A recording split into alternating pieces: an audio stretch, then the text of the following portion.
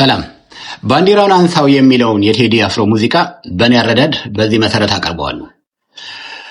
ሪሶርስና የኢኮኖሚ ስትራቴጂዎችን እንዳነበበ አንድ ኢትዮጵያዊ እነዚህ ጉዳዮች ለሀገር እድገት ወሳኝ ይመስሉኝ ነበር።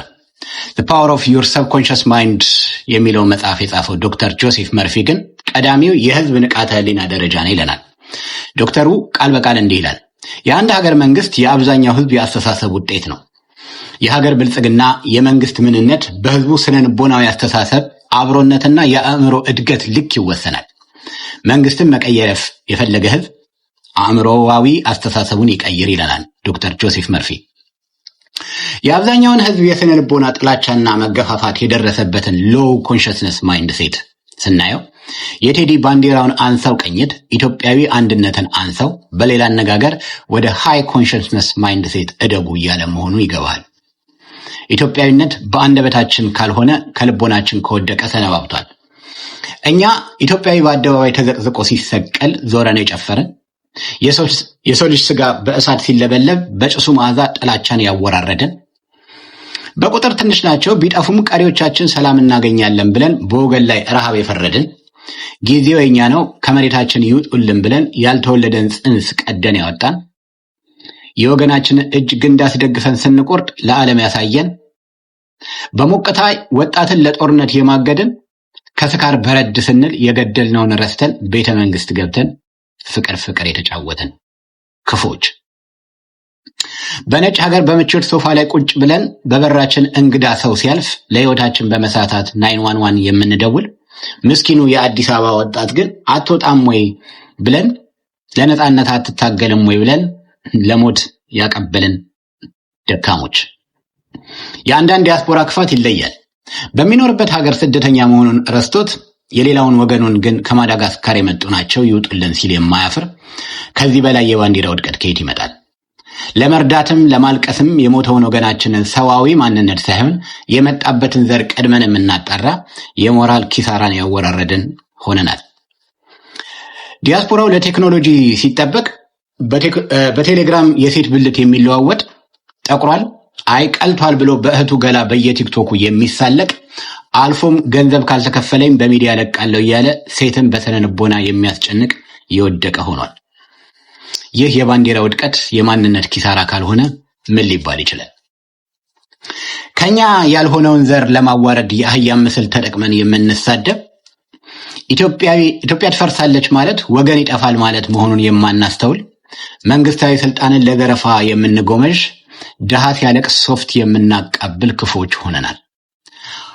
ሃይማኖታዊ ቦታዎችንም ብናየው በዘር የከፋፈልን፣ በጭፈራ ቦታዎች ላይ በባንዲራው የምንተቃቀፍ፣ ዞር ብለን ግን የጥላቻ ሐሜታችን የምንኖረው ህይወት ሆኗል። የሰው ትዳርና ልጆች እንዲበተኑ ነገር የምንሸርብ፣ በፍርስራሹ ላይ ችቦ አብርተን የምንጨፍር ህዝቦች፣ ጨርቁን ባንዲራ ስናየው የሚነዝረን ነፍስ ያለውን ባንዲራ ወንድማችንን የምንጠላ ህዝቦች፣ ሰው ባንዲራ ቀለም አንድ አልሆንም ሲል ይገርመኛል። መቼ በሰዋዊ አስተሳሰብ አንድ ሆነን? የሃይማኖት አባቶችም ይብሳሉ። ኢትዮጵያ እርስ በርስ ሲደማ በእሳቱ መሃል ገብተው እኛ ሞተን የምትዋጉት እንዲሉ ሲጠበቅ ጦርነቱ ቅዱስ ነው ብለው ሞትን የባረኩ አልፎም በመጽሐፍ ቅዱስ ማስረጃ ሊያስደግፉ የሞከሩ ምድራውያን ናቸው።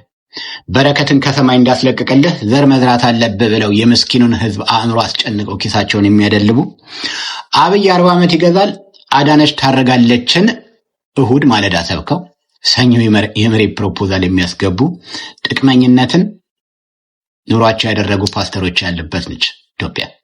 ታዲያ ይህ የባንዲራ ውድቀት ቴዲ መጥቶ አንሳው ከማለት ውጪ ምን ሊል ይችላል? ዜጎች ቤት ጥሪት ይኖረኛል ብለው ለፍተው ያጠራቀሙት ኢትዮጵያዊ በተባለ ወገናቸው እምነት ሲመክን አይተናል። አረብ ሀገር 10 ዓመት የለፋችበት ገንዘብ ሀገሬ ስመለስ ህይወት ይኖረኛል ብላ የተከዳችው በቤተሰቦቿ አሊያም አዲስ ትዳር ተመስርቶበት ሰርፕራይዝ የተደረገችው በኢትዮጵያዊ ፍቅሯ አይደለም። ቲክቶክንም ብናየው ፍቅርና ሐሳብ በብዙ ማይል የራቀው የውርደት አዳዲስ ሪከርዶች በየጊዜው የሚመዘገብበት፣ ዝሙት በነፃነት የነገሰበት፣ እናት የምትዋረድበት፣ አለመሳደብ ኃጢአት የሆነበት፣ ባንዲራው የወደቀበት መንደር ነው። በአሁኑ መረዳቴ በቃ ይህንን ህዝብ እኔ ልምራው ብሎ ክርስቶስ ቢመጣ ዘሩን መጠየቃችን ቆይተን ዳውን ኢየሱስ ማለታችን አይቀርም። ባንዲራ ቀለም ሳይሆን ሰው ነው እንጂማ ሁለቱንም ባንዲራዎች ከአማዞን ትገዛዋለህ። ኢትዮጵያዊ ግን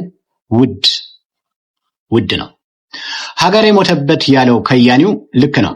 የወገን ፍቅሩ ከልቡ የሞተበት የት ሄዶ ያለቅሳል ነው ነገሩ። በእርግጥ እያንዳንዳችን በውስጣችን ለነገሰው ክፋት ዳት ልንጠል ይገባል።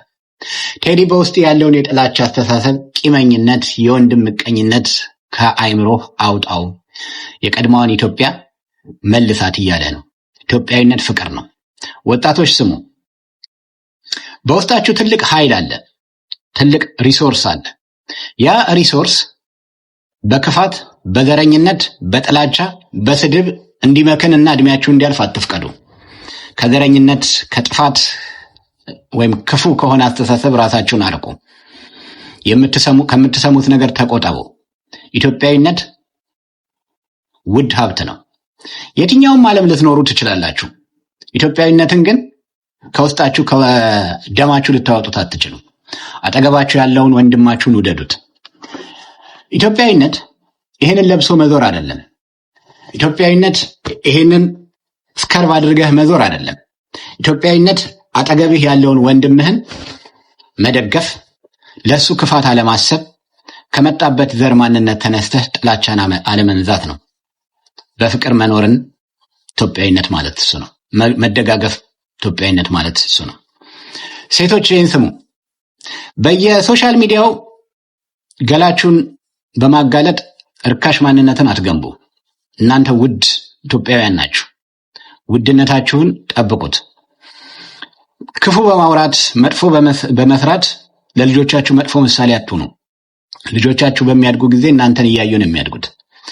ያ የጠፋው ኢትዮጵያዊነት ማንነትን የምትመልሱት በልጆቻችሁ በኩል ነው እንጂ ባንዲራውን በመልበስ ባንዲራውን ይዞ በመዞር አይደለም። ኢትዮጵያዊነት አንድነት ነው። አመሰግናለሁ። ታንኪዩ